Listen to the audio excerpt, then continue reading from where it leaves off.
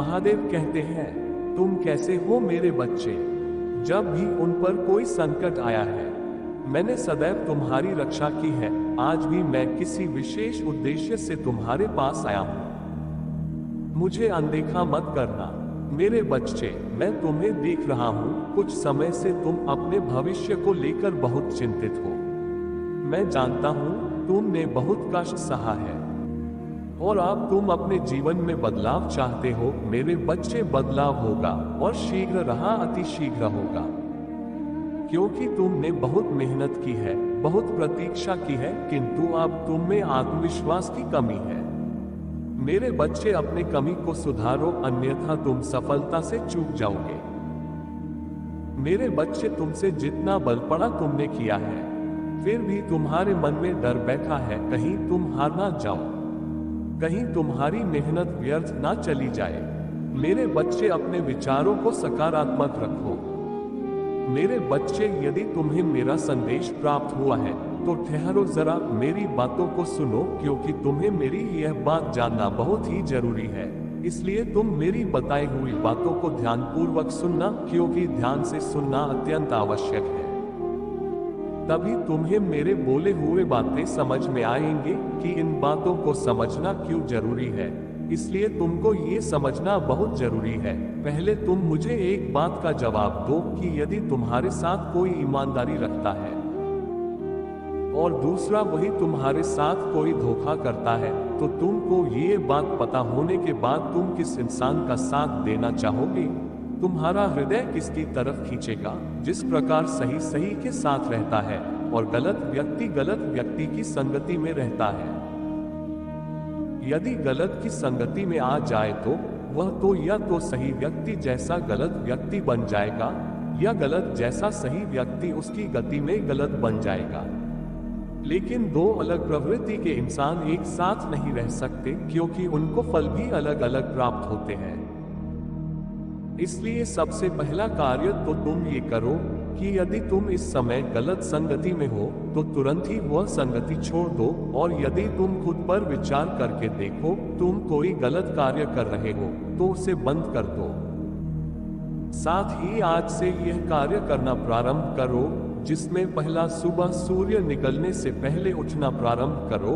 यदि तुम सूर्य को निकलने के पश्चात उठते हो तो यह आदत आज से छोड़ दो और सुबह जल्दी उठकर तुम स्नान करो और एकाग्र में बैठकर तुम किसी भी अपने इष्ट देवता का स्मरण करते हुए अपने मन को शांत वातावरण में एकाग्र करना आरंभ करो, क्योंकि यह एकाग्र की शक्ति मेरे बच्चे तुम्हारे लिए बहुत जरूरी है।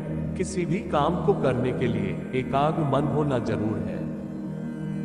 किसी भी मंजिल को प्राप्त करने के लिए एकाग्र होना जरूरी है। एकाग्र मन से शांति और सुख का अनुभव होगा, और अगर तुम्हारे हृदय में शांति उत्पन्न होगी तो इसके साथ ही तुम्हारे हृदय में सकारात्मक ऊर्जा भी विराजमान रहती है। सकारात्मक ऊर्जा ही तुम्हारे जीवन की, जो प्रारंभ से लेकर संध्या काल तक की दिनचर्या है, उसमें एक ऐसी शक्ति उत्पन्न, और तुम्हारे हाथों से सब अच्छे कार्य होंगे, तुम्हारे हाथों से सब सही कार्य होंगे, तुम्हारा जीवन भी अच्छे से अग्रसित होगा। इसके साथ ही तुमको ये बात कभी नहीं भूलना चाहिए, जीवन में जब भी तुम्हारे समस्याएं उत्पन्न होती हैं तो तुम्हारे किसी ना किसी गलती के कारण ही उन समस्याओं को उत्पन्न कर लेते हो, या तो तुम्हारा कोई भी गलत कार्य की वजह से, या हो सकता है तुम्हारा कोई ऐसा कार्य जो किसी देवता को रूठ कर रहा हो। यदि तुम अनजाने में ही किसी का अपमान कर रहे हो तो तुम्हें उसका पाप ना तो तुम्हें कभी लगता है और ना ही उसका दंड तुम्हें कभी भुगतना पड़ता है, क्योंकि उसका पाप होता ही नहीं है। लेकिन यदि तुम जानबूझकर किसी देवता का अपमान कर रहे हो या जानबूझकर किसी देवता को विरुद्ध कार्य रहे हो तो उसकी गलती की सजा तुम्हें समस्याओं के रूप में प्राप्त होती है। और यदि तुम्हारे जीवन में ऐसा हो रहा है तो निश्चित ही तुम उस पर ध्यान रखो और ध्यान से अपनी गलतियों को सुधारने की कोशिश करो। जैसे ही तुम अपने कार्य में परिवर्तन लेकर आओगे, वैसे ही आने वाले समय में अपने आप सुधार होता चला जाएगा और तुम्हें स्वयं दिखाई देगा कि तुम्हारा समय परिवर्तन हो रहा है। जो समस्या है धीरे धीरे करके समाप्त होने लगेगी और तुम्हें अनुभव होगा कि हाँ, तुम्हारे कर्मों में परिवर्तन के कारण हुआ है। यदि इस बात को विश्वास रखकर करना प्रारंभ करोगे तो मेरे बच्चे, तुम हंसते तो सबके सामने हो परंतु रोते केवल मेरे सामने हो। तुम किसी को अपने आंसू दिखा के कष्ट नहीं देना चाहते, मैं जानता हूं, परंतु मुझसे तो कुछ भी छिपा नहीं है मेरे बच्चे, तुम तो यह जानते हो। भले ही इंसान को कष्ट का सामना करना पड़ता है, क्योंकि एक अच्छा इंसान ही अपने साथ साथ दूसरों की तकलीफ को समझ पाता है और उनकी सहायता करता है, साथ देता है। कई वह चीज है जो इंसान को निखार देता है। मेरे बच्चे, जब तक किसी को कष्ट नहीं मिलता तब तक कोई भी व्यक्ति सत्य को समझ ही नहीं पाता। ये तुम भी भली भांति जानते हो और इसे समझते हो, इसलिए आज स्वयं आया हूं तुम्हें ये बताने की। अपने आप को इतने अभागा मत समझो। मैंने तुम्हें ये कष्ट तुम्हारी चेतना को जागृत करने के लिए दिया है, मेरे शरण में आने के लिए दिया है, हर व्यक्ति और हर परिस्थिति को नजदीक से अनुभव करने के लिए दिया है, जिससे तुम्हें सब स्पष्ट हो जाए और समझ में आ जाए। मेरे बच्चे, तुम्हें किसी के साथ अपनी तुलना करने की कोई आवश्यकता नहीं है, क्योंकि तुम्हारों परिस्थितियों को, तुम्हारी परेशानियों को तुमने एहसास किया है। इसलिए जो भी जानते हो, तुमने जो कुछ पाया है वह भी कितने परिश्रम और धैर्य के बाद पार किया है।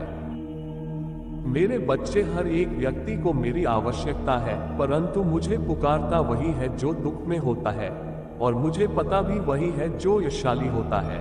इसलिए मेरे बच्चे, तुम्हें कष्ट मिलने का कारण केवल दुख देना नहीं है, तुम्हें मेरे समीप लाना ही सबसे बड़ा उद्देश्य है। मेरे बच्चे, मेरी बातों को समझो। लाखों की भीड़ में कोई एक होता है जो भीड़ में चल रहे लोगों के पीछे ना चलते हुए केवल अपने हृदय की आवाज सुनता है और एक ऐसा मार्ग का निर्माण करता है जो उसे सफलता के शिखर पर पहुंचा देता है। मैं यही चाहता हूं कि तुम उन भोड़ में ना रहो, तुम सबसे अलग हो, इसलिए तुम अपनी तुलना दूसरों से ना करो।